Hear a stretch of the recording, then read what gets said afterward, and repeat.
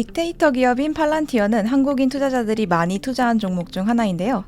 최근 월가에서는 이 팔란티어의 성장 전략이 지속 가능하지 않다는 지적이 나오고 있습니다.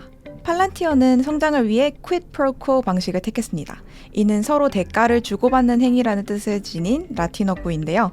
이를 더 자세히 들여다보면 지분 투자를 대가로 스타트업이 팔란티어의 상품을 사용하도록 하는 전략입니다. 2021년부터 팔란티어는 상장 이전에 지분을 사들이는 방식으로 24곳이 넘는 스타트업에 투자했습니다. 투자 규모는 4억 5천만 달러에 달합니다. 팔란티어의 투자처 중에는 릴리움, 루비콘 테크놀로지스, 위조 등을 찾아볼 수 있습니다. 이들 스타트업은 거의 대부분 스펙 합병을 통해 상장한 기업이고요. 팔란티어는 PIPE 방식으로 투자를 해왔습니다. 이 PIPE 방식이 무엇이냐면 스펙 합병 이전에 스펙이 보유하고 있는 현금량을 늘려 합병 이후 기업이 보유하고 있는 자금을 확대하는 방식인데요. 팔란티어는 1,000만에서 4천만 달러 가량을 투자하고 그 대가로 해당 스타트업으로부터 투자금과 유사한 또는 그보다 높은 규모의 소프트웨어 사용 계약을 체결했습니다. 이와 같은 방식으로 팔란티어가 체결한 총 계약 금액은 7억 달러 이상인 것으로 알려졌습니다. 그렇다면 팔란티어는 왜 이런 성장 방식을 택하게 된 것일까요? 그 배경은 수익구조 다각화에 있습니다. CIA의 벤처캐피털인 인큐텔에 투자를 받은 팔란티어는 정부 유관기관 매출에 크게 의존하던 기업이었습니다. 그러나 정부에만 의존해서는 사업을 확장할 수가 없죠. 게다가 정부 사업은 정치적 이익이나 예산 책정에 따라 중단될 위험도 있고요. 이에 팔란티어는 기업들에게 자사의 데이터 분석 플랫폼을 판매하는 데 집중하기 시작했습니다. 최근까지도 알렉스 카프 CEO는 이를 위해 영업사원 수를 늘릴 것이라고 밝혀왔고요. 결과적으로 팔란티어의 총 매출 중 기업에서 발생한 매출의 비중이 2021년 3분기 11%에서 2022년 3분기 18%까지 늘어났습니다. 일견 팔란티어의 성장 전략은 합리적인 것으로 보입니다.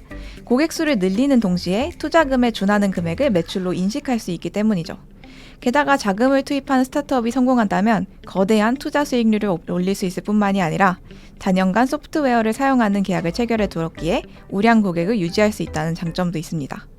이 방식이 문제가 있는 이유는 팔란티어가 투자한 스타트업들이 그리 좋은 성과를 보이지 못하고 있다는 데 있습니다. 이들 스타트업으로부터 대금을 받지 못할 가능성이 있다는 거예요.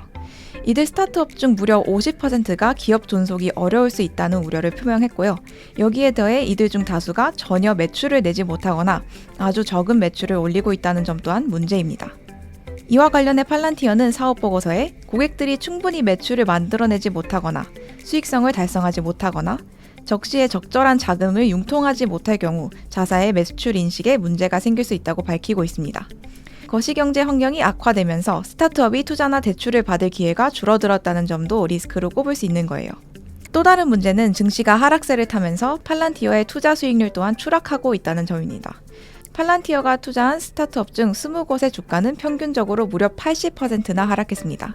이에 따라 지난 9월을 기준으로 팔란티어의 스펙 투자 실현 및 미실현 손익은 3억 3,300만 달러로 불어났습니다. 스펙 투자 포트폴리오의 가치가 75% 하락한 것인데요. 증시가 9월에 비해서도 현재 더 하락했다는 점을 고려하면 손실 규모는 더 증가했을 것으로 추정됩니다. 벌써 팔란티어가 택한 전략에 폐색이 짙어지고 있는 기미도 발견되고 있습니다. 지난 11월 8일에 팔란티어가 투자한 기업인 패스트레디어스는 파산 신청을 했습니다. 팔란티어의 투자가 이뤄지고 스펙 합병을 통해 상장한 지 9개월 만에 발생한 일입니다. 이 패스트레디어스는 스펙 합병이 완료된 이후 팔란티어에 900만 달러가량을 즉시 지불했는데요. 이는 팔란티어가 보게 될 손실 규모의 극히 일부에 불과합니다. 팔란티어는 이 기업으로부터 발생할 것으로 예상했던 매출 4,500만 달러를 벌 수 없게 됐을 뿐만 아니라 투자금 2천만 달러를 모두 잃게 됐기 때문이죠. 패스트레디어스 외 한 기업은 뉴욕 증권거래소에서 상장 폐지가 되기도 했습니다.